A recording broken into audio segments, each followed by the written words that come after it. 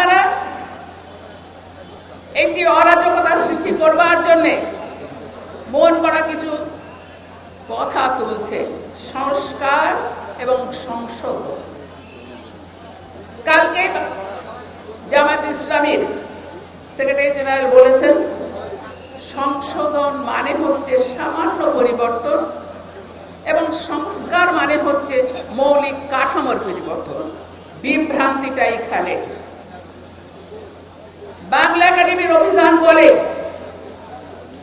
সংস্কার হচ্ছে, সংস্কার কি?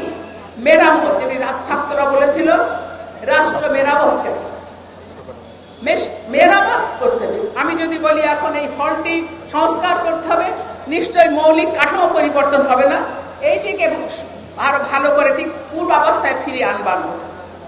আর সংশোধন কেটি আমরা বলি ভুল সংশোধন। অভিধান বলছে সংশোধন মানে শুদ্ধিকরণ। এই যে সংস্কার, আমরা বলি না কাবা ঘর সংস্কার হচ্ছে, নিশ্চয়ই খোল বলছে পাল্টে যায়নি। তারা এইটি বলে বিভ্রান্তি তৈরি করছে। তারা আগে বুঝে আসুন আসলে কোনটা তারা চান আর কোনটা চান না। তারা বলছেন জাতীয়তাবাদী দল বিএনপি ফ্যাসিবাদের পথেই হাঁটছে। যদি এবার পুরানো ব্যবস্থা তারা তৈরি করতে চায়, আমরা রাজপথে নেমে মোকাবিলা করব। আসুন, রাজপথে আমরা ভয় পাই না, আমরা ফ্যাসিবাদের পথে হাঁটছি না। তারেক রহমান ফ্যাসিবাদের পথে হাঁটছেন না। এই ইতিহাস বাংলাদেশ জাতীয়তাবাদী দলের নেই, বরঞ্চ ফ্যাসিবাদের বিরুদ্ধে একক লড়াইয়ের ইতিহাস জাতীয়তাবাদী দলের আছে। চরম বৈরীর সময় 13-14 সাল থেকে শুরু করে তখনও পর্যন্ত এককভাবে রাজপথে এই ফ্যাসিজমের বিরুদ্ধে রাজপথে জাতীয়তাবাদী দল এবং তার সমস্ত অঙ্গ সংগঠন লড়াই করেছে। অসংখ্য মানুষ গুম হয়েছে, নিহত হয়েছে, অত্যাচারিত পঙ্গু হয়েছে। রাজপথ থেকে আমরা কোর্টে আসিনি। আমাদের ইতিহাস স্বৈরাচারের বিরুদ্ধে, আমাদের ইতিহাস ফ্যাসিজমের বিরুদ্ধে লড়াইয়ের ইতিহাস। এই ফ্যাসিজমকে উৎখাত করতে যে আমাদের প্রিয় নেত্রী, দেশ নেত্রী বেগম খালেদা জিয়া তিল তিল করে নিজের জীবনকে মৃত্যুর মুখে ঠেলে দিয়েছেন, কিন্তু ফ্যাসিবাদের সঙ্গে আপোষ করেন নাই। সেই উজ্জ্বল দৃষ্টান্ত আমাদের সামনে, সেই মহিষী নারীর ত্যাগ আমাদের অনুপ্রেরণা। সুতরাং আমাদের ফ্যাসিবাদের রাস্তায় হাঁটবার কোনো কারণ নেই। তাই আমাদের বিরোধী দল নেতাদের আমরা বলবো, আহ্বান জানাই, আসুন আমরা যে ঐক্যবদ্ধ লড়াইয়ের মধ্যে দিয়ে এই দেশ থেকে ফ্যাসিবাদ উৎখাত করেছিলাম, তেমনি ঐক্যবদ্ধভাবে আজকে ফ্যাসিবাদকে চিরতরে দেশ থেকে নির্মূল করবার লড়াই আমরা সমবেত হই, আমরা সামিল হই সেই লড়াইয়ে। জনগণের কাঙ্ক্ষিত সেই বাংলাদেশ, যে বাংলাদেশ জনগণ চেয়েছিল, একটি গণতান্ত্রিক ন্যায় ভিত্তিক বৈষম্যহীন বাংলাদেশ, সেই বাংলাদেশ আমরা তৈরি করি। এই যে বাংলাদেশে একটা নতুন কালচার তৈরি করলো, আমাদের প্রধানমন্ত্রী জনাব তারেক রহমানকে নিয়ে কথা বলছে, মাননীয় স্বরাষ্ট্রমন্ত্রীকে নিয়ে কথা বলছে, পররাষ্ট্রমন্ত্রীকে নিয়ে কথা বলছে, বর্ষিয়ান নেতা অত্যন্ত শ্রদ্ধাভাজন আমাদের মহাসচিব জনাব মির্জা ফখরুল ইসলাম আলমগীরকে নিয়ে তারা মন্তব্য করছে। এবং অত্যন্ত দুঃখজনকভাবে দেখলাম একজন মানুষ, সেটা সে তার পদবি যাই থাকুক, তাকে নিয়ে মন্তব্য করছে। কি মন্তব্য করেছে? সেনাপ্রধান হজ করে এসেছেন, তিনি দাড়ি রেখেছেন, সে দাড়ির বিরুদ্ধে কটূক্তি করেছেন। কত বড় বেয়াদব তারা! মানুষকে ন্যূনতম সম্মান তারা দিচ্ছে না। এই সমস্ত বেয়াদবদেরকে বাংলাদেশের মানুষ শায়েস্তা করবে, আমাদের শায়েস্তা করার দরকার নাই। আপনাদের প্রতি আমি অনুরোধ করছি, তাদেরকে শায়েস্তা করার জন্য আমাদেরকে মাঠে থাকার কোনো দরকার নাই। আমরা যুক্তি তর্কের মাধ্যমে বাংলাদেশের মানুষকে বোঝাতে সক্ষম হব ইনশাল্লাহ যে বেয়াদবদের স্থান সমাজে নাই। একজন গুন্ডা একটি এলাকা ধ্বংস করে, একজন সন্ত্রাসী একটি এলাকা ধ্বংস করে, আর একজন বেয়াদব সমাজকে ধ্বংস করে দেয়, পরিবারকে ধ্বংস করে দেয়, রাষ্ট্রকে ধ্বংস করে দেয়। এই বেয়াদবদের সম্মিলিতভাবে জনগণ ইতিমধ্যে বয়কট করেছে।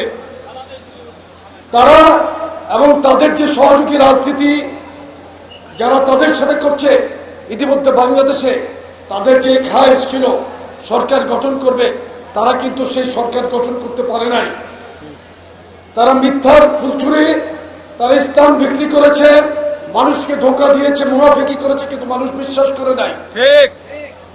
আমি মনে করি আগামীতে বাংলাদেশের মানুষ তাদের সিদ্ধান্ত নিতে ভুল করবে না, আমরা যদি সঠিকভাবে রাজনীতিকে পরিচালনা করি।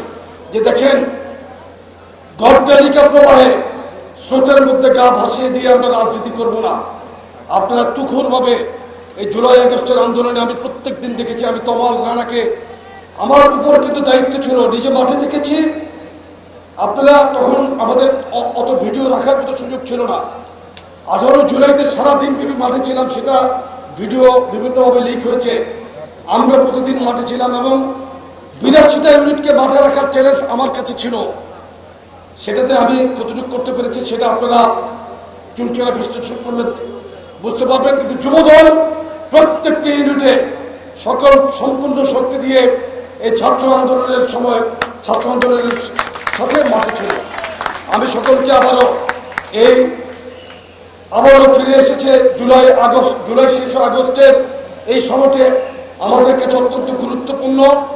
আপনারা সৃজনশীল রাজনৈতিক কর্মকাণ্ডের মাধ্যমে মানুষকে সাথে নিয়ে ইনশাল্লাহ আগামীর সমৃদ্ধ বাংলাদেশ গড়ার যে প্রচেষ্টা জনাব তারেক রহমান দিয়েছেন, সেটা সমর্থন অব্যাহত রাখবেন।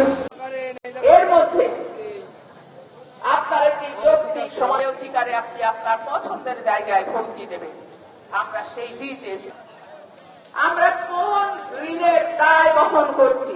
রাজপথের লড়াকু সৈনিক, ঢাকার রাজপথের লড়াকু সৈনিক, সাবেক জাতীয় যুবনেতা এবং যিনি জুলাই বিএনপির ভাইস চেয়ারম্যান, বিশিষ্ট শিক্ষাবিদ অধ্যাপক নার্গিস, রাজপথের লড়াকু সৈনিক, এই বয়সেও আন্দোলন সংগ্রামে যিনি কখনোই দেখেছি।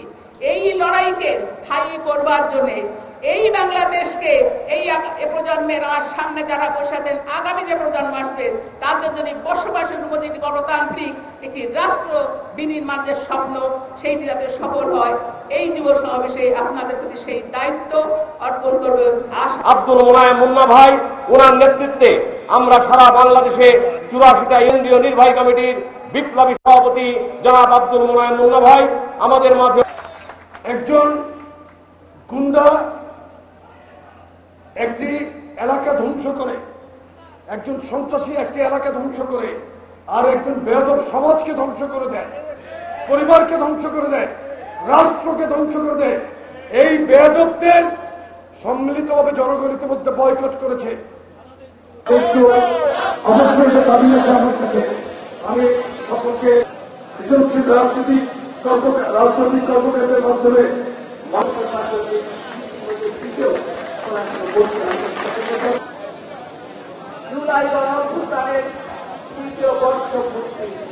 আমি দর্শক যুবদলকে ধন্যবাদ জানিয়ে আমি আমার বক্তব্য লড়াইয়ের মধ্যে দিয়ে এই দেশ থেকে ফ্যাসিবাদ উৎখাত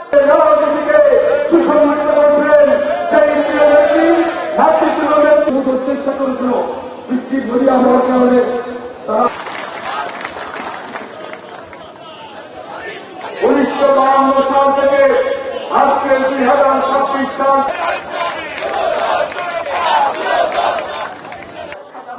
অংশ নেবেন আহ্বান জানিয়ে আমি আর বক্তব্য শেষ করতে পারছি। রাস্তায় হাঁটবার কোনো কারণ নেই।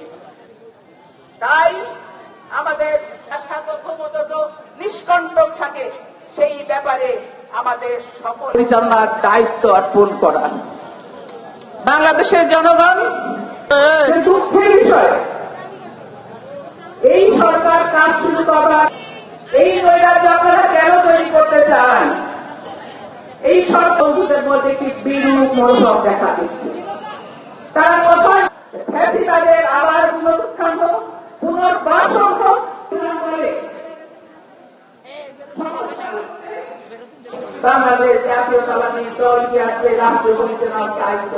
বিরোধী দল নেতারা জাতীয় দুর্যোগ মনে করে প্রাকৃতিক যে সরকার তার সমস্ত শক্তি দিয়ে সেটা মোকাবিলা করার জন্য ধ্যান দিতে পারে, সেইটি সব নয়। এটি সরকারের পাশাপাশি আমাদের নেতা বিএনপির চেয়ারম্যান আমাদের প্রধানমন্ত্রী তারেক রহমানের হাতকে শক্তিশালী করার জন্য বিএনপি, যুবদল, ছাত্রদল, স্বেচ্ছাসেবক দল, কৃষক দল সহ বিএনপি ও অঙ্গ সংগঠন সকলকে ঐক্যবদ্ধভাবে রাজপথে থাকার জন্য দাবি জানিয়ে আমি আমার